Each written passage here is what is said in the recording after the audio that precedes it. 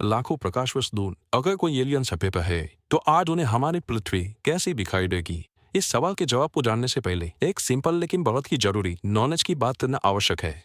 दोस्तों, हमें कोई भी चीज प्रकाश के कारण दिखाई देती है। अगर ब्रह्मांड की किसी भी जगह पर प्रकाश की जरा सी भी मौजूदगी ना हो तो हमें वहां पर मौजूद कोई भी ऑब्जेक्ट दिखाई नहीं देता। इसलिए हमें जो दिखाई देता है वो प्रकाश के रिफ्लेक्शन के कारण दिखाई देता है। आप अगर नहीं जानते हैं तो मैं बता दूं कि आपको आपकी खुद की तस्वीर भी आईने में ताजा नहीं दिखती है। हम जब आईने में अपनी शक्ल देखते हैं तो वो 3 नैनोसेकंड पुरानी होती है, क्योंकि आईने ने हमारी शक्ल देखने से पहले प्रकाश पहले हमारे मुंह से परावर्तित होकर आईने पे गिरता है और आईने से फिर से रिफ्लेक्ट होकर हमारी आंख में पड़ता है। तो जाके आधे आईने में हमारी शक्लें दिखती है और इस पूरी प्रोसेस में 3 नैनोसेकंड जितना समय लग जाता है। लेकिन ये समय बहुत कम है और प्रकाश की गति बहुत तेज है। इससे हमें पता ही नहीं चलता कि हमने हमारी अभी जो तस्वीर देखी वो फ्रेश नहीं लेकिन 3 नैनोसेकंड पुरानी है। प्रकाश 100 सेकंड में 2,99,792 किलोमीटर का अंतर काटता है। इस तरह प्रकाश लगातार पूरे साल तक जितना अंतर काटता है उसे एक प्रकाश वर्ष या 1 लाइट ईयर कहते हैं, जो लगभग 9,500 अरब किलोमीटर होता है। अब सिंपल लॉजिक यह है कि प्रकाश का रिफ्लेक्शन हमारी आंखों में जितना लेट पड़ेगा उतना ही वो दृश्य हमें देरी से दिखाई देगा। लेकिन ब्रह्मांड प्रकाश की गति से भी बहुत बड़ा है। अगर हमारे सूरज की बात करें तो वो हमसे 14 करोड़ 96 लाख किलोमीटर दूर है। इसलिए प्रकाश की गति से सूरज के प्रकाश को पृथ्वी पर पहुंचने के लिए 8 मिनट और 20 सेकंड लगते हैं। मतलब जब भी हम दिन में सूरज की किरणें देखते हैं वो दरअसल 8 मिनट और 20 सेकंड पहले सूर्य से निकली हुई होती है। और हम जब भी सूरज का दृश्य देखते हैं वो सूर्य का दृश्य दरअसल 8 मिनट और 20 सेकंड पुराना होता है। एक एग्जाम्पल तो ये मान लो कि अभी इसी वक्त सूर्य गायब हो जाता है तो हमें पूरे 8 मिनट और 20 सेकंड तक पता भी नहीं चलेगा और उस वक्त के बाद हमें पता चलेगा कि सूर्य गायब हो चुका है।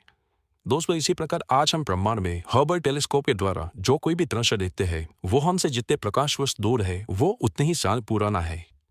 अब हम हमारे सवाल पे आते हैं कि अगर कोई एलियन हाल हमारे पृथ्वी पे डोरे डाले बैठा है तो उसको हमारी पृथ्वी जिस हालात में दिखाई देती होगी।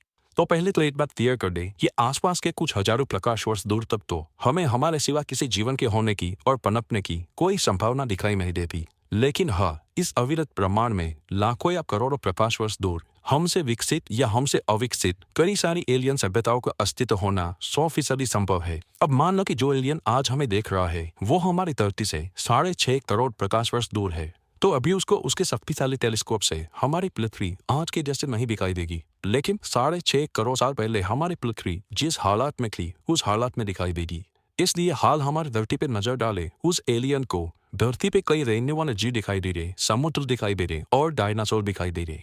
वो पृथ्वी के विस्तार में जंगल देखेगा, नदी, पहाड़, पेड़ पौधे और विविध जात की वनस्पति और एनिमल्स को देखेगा। अभी उसे हमारी धरती पे सबसे शक्तिशाली और सबसे बड़े जीव के रूप में डायनासोर ही दिखाई देंगे। इन शॉर्ट, अभी उस एलियन को हमारी धरती आधी काल पुरानी दिखाई देगी।